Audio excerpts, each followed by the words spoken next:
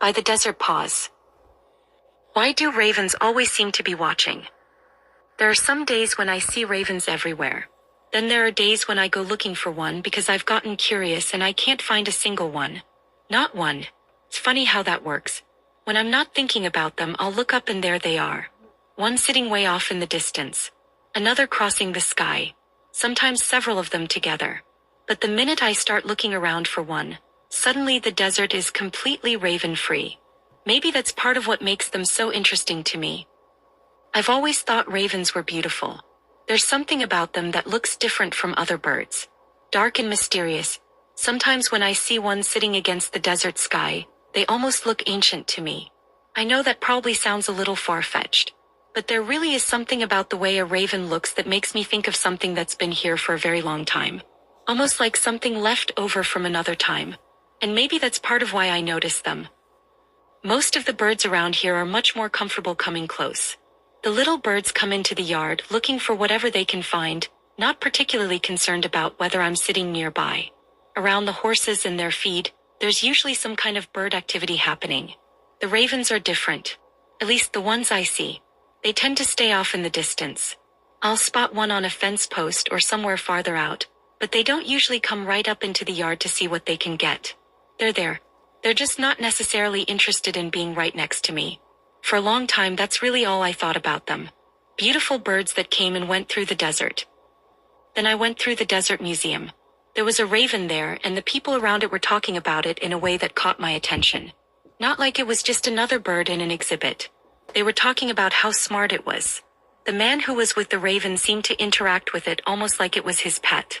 That was unusual for me to see. I'm used to seeing ravens in the wild. You see them coming and going. They do their thing and you do yours. But there I was, watching a person interact with one up close, and I was seeing something I hadn't really thought about before. This wasn't just some ordinary bird. Or maybe it was an ordinary raven, and I was the one who hadn't understood what I was looking at. That distinction has stayed with me. Because sometimes something doesn't actually change. Our perspective does. If you don't know much about ravens, you can look at one and think, there's a bird. And that's it. A bird sitting on a pole. A black bird flying across the sky. A bird making its way through the desert. But once you've seen one up close the way I did at the museum and watched someone interact with it like it was more than just a bird, that same bird looks a little different. You start wondering what it's doing. What it remembers. What it notices. What it's figured out. And maybe that's why ravens can give you the feeling that they're watching. Because after that day I started wondering just how much they're paying attention to their surroundings, probably a lot more than I used to give them credit for. Once you start wondering that about a bird, it's hard to look at one the same way again.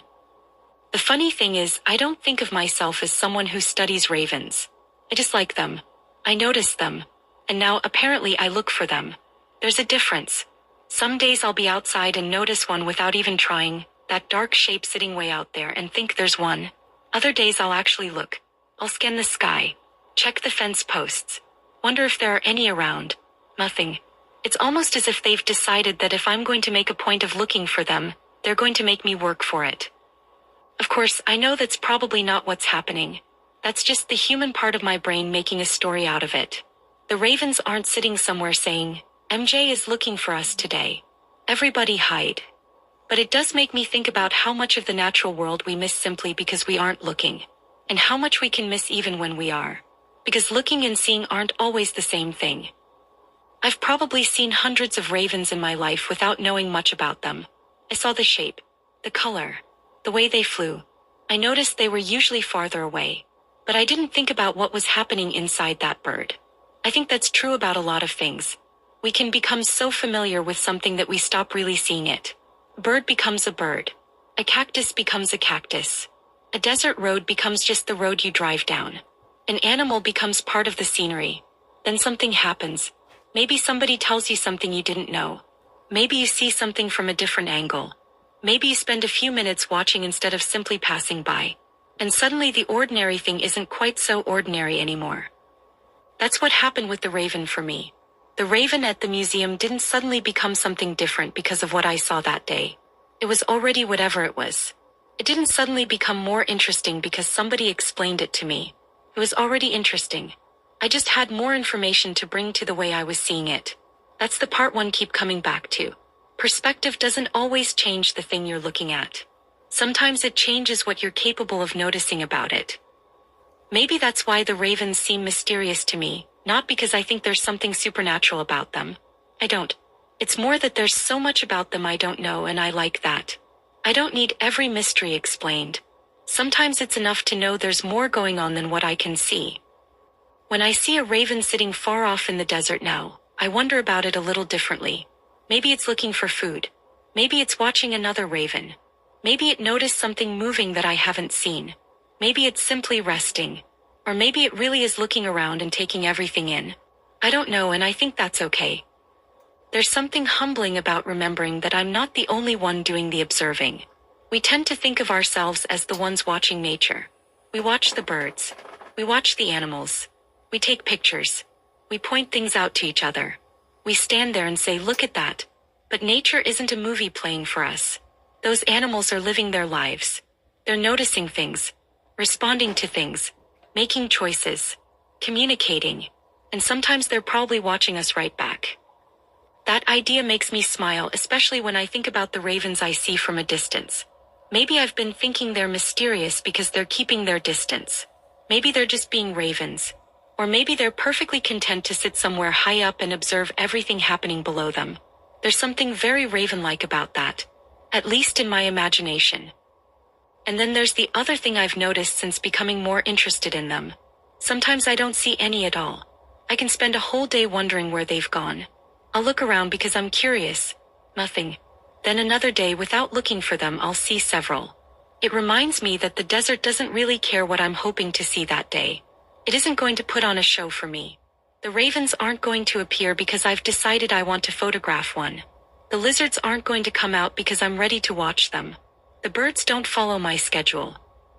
And maybe that's part of what I love about living around all of this. There's always something happening, but it doesn't necessarily happen when you're looking for it. You have to be there. You have to notice. And sometimes you have to be willing to look without expecting to find anything. That's a different kind of attention. It's less about searching for something specific and more about being open to whatever happens to be there. One day it might be a raven. Another day it might be a bird at the horse feed. A lizard crossing the dirt. A movement in the distance. Or nothing at all. And then when you least expect it, you look up and there it is. That black shape against that huge desert sky. Watching. Or maybe just looking. Maybe those are two different things too. I don't know if ravens really seem to be watching because they're especially interested in us. Or because that one afternoon at the museum made me start wondering what they're thinking. Maybe it's a little of both. What I do know is that seeing that one raven changed the way I see them. Before the museum, a raven was a beautiful, mysterious bird I noticed in the distance. Afterward, it became a beautiful, mysterious bird that seemed a lot smarter than I'd given it credit for, one I realized I knew almost nothing about. That's a pretty big difference. It makes me wonder how many other things around us are like that. How many ordinary-looking things have entire stories behind them that we don't know? How many animals have behaviors we haven't noticed? How many people have qualities we've never noticed because we've only ever looked at them from one angle? How many things have we already decided we understand simply because we've seen them before? Maybe perspective isn't always about changing your mind. Sometimes it's simply about giving yourself permission to look again. That's what the raven has done for me. I still see them the same way sometimes. A dark bird in the distance, a shape against the sky, something ancient-looking moving across the desert. But now there's a little more curiosity attached to that sight. I wonder what it knows. I wonder what it remembers. I wonder what it's looking at. And every once in a while I wonder if it's wondering about me too. Probably not in the way I imagine. But I like the thought because there's something comforting about the idea that we're sharing the same piece of desert for a moment. I'm looking at a raven. The raven is looking out across the desert. Maybe we're both just taking in the same landscape from completely different perspectives.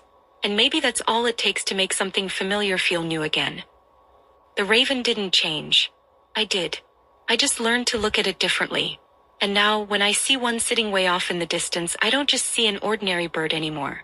I see something that looks like it's been here forever. Something that seems smart enough to keep its own secrets. Something curious enough to keep watching. And maybe if I'm lucky I'll catch one watching back. The desert pause.